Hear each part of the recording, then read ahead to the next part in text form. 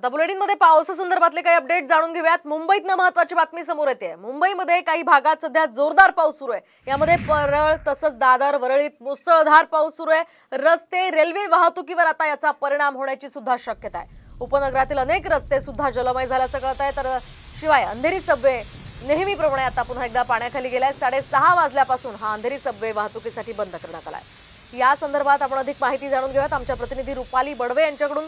रुपाली, पुन्हा एकदा मुंबईकरांसाठी आता एक चिंताजनक बातमी आहे। पुन्हा एकदा मुंबईकरांचे या पावसामुळे हाल होणार असल्याची शक्यता आहे। काय अधिकचे अपडेट्स?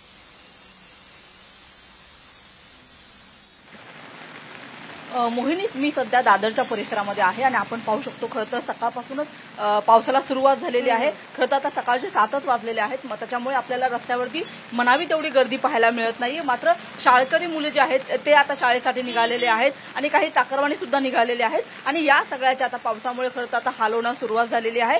पाऊस पडत असताना छत्री घेऊन उभं राहणं, रस्त्यावरती बसची वाट बघणं ही खरं तर वेळ प्रत्येक मुंबईकरांवरती येत असते आणि तशीच सकाळची जी सुरुवात आहे ती आता मुंबईकरांची आपल्याला झाल्याचं पाहायला मिळत आहे।